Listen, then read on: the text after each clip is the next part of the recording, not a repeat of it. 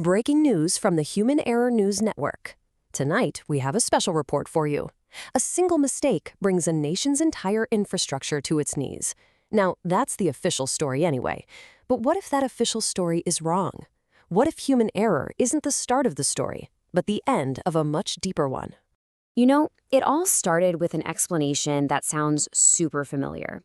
Officials came out and said the problem was, and I'm quoting here, initially triggered by one single human error. A simple slip-up. Happens all the time, right?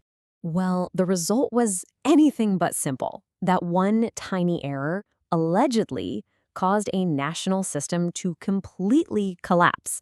We're talking about disrupting trade and travel across an entire country for a whole week. The impact was just massive. But hang on. Is that what really happened? Is human error ever the real problem? Or is it just the last thing that happens in a long hidden chain of failures? Just think about it for a second. Have you ever been in that spot, maybe at work, maybe on a project, where you made one mistake and suddenly you're the poster child for a massive headache? It's a horrible feeling, right? To be the one person everyone points to when things go wrong.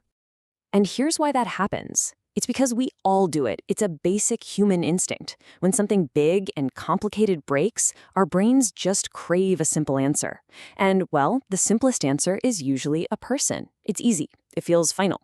And frankly, it keeps us from having to look at the messy, complicated system that we're all a part of. And this, right here, this gets to the absolute heart of the issue. We're all basically trained to ask the old question. Who messed up? Who's to blame? But tonight, our investigation is all about asking a new, way more powerful question. Why did the system let this happen in the first place? So to see how this plays out in the real world, we are going deep inside a major disaster, the Canada Border Services Agency's system shutdown. This isn't just a theory. This is what it looks like when a critical system completely fails. So let's just walk through the timeline. Between September 28th and October 5th, huge IT outages slammed the border. And this wasn't some tiny glitch, okay? This was a full-on national disruption. It hit everything: trucking, air travel, even the mail. For an entire week, a critical piece of national infrastructure was just broken. And just like you'd expect, the official report came out. And I want you to notice the specific words they used here: initially triggered by human error. You see that?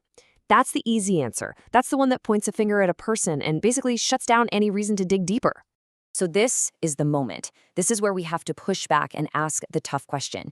Is one person's slip-up ever really the root cause? Or is it just a symptom of a sick system? You know, a system that didn't have the right safeguards or checks or layers of defense to catch a mistake that, let's be honest, was bound to happen eventually.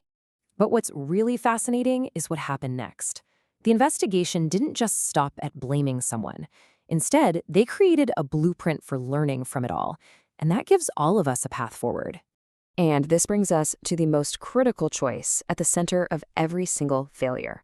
You can blame a human, or you can learn from the failure, but you absolutely cannot do both. The second you assign blame, any chance of real discovery just vanishes. So the official response wasn't about punishment. It was a plan. A two-phase corrective action plan. And I want you to look closely at the focus here. Phase 1 is all about fixing the people process. Not the people themselves, but the process around them. Then, Phase 2 is about fixing the technical process. The focus is 100% on the system. And when you actually look at the fixes they're making, the real story comes out. See, they're not just firing somebody, they're strengthening oversight for IT changes, which means a big mistake now needs a second set of eyes before it can do any damage.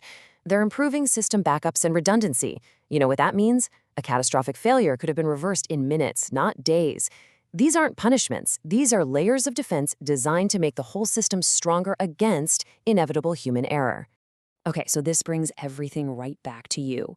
Because the next time something goes sideways on your team or in your project, you now have a new mission. You have the one question that can change everything.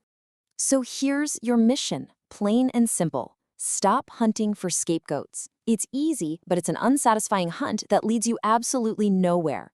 Instead, start hunting for system flaws. Look for the cracks in the process, the gaps that allowed one small mistake to blow up into a catastrophe. That's where the real learning is. You see, asking why turns us from judges into detectives. We stop looking for a culprit, and we start hunting for the real cause. But this raises an even bigger question. What happens when a system is so well designed that it actually protects us from our own mistakes? For that investigation, you'll have to stay tuned to the Human Error News Network.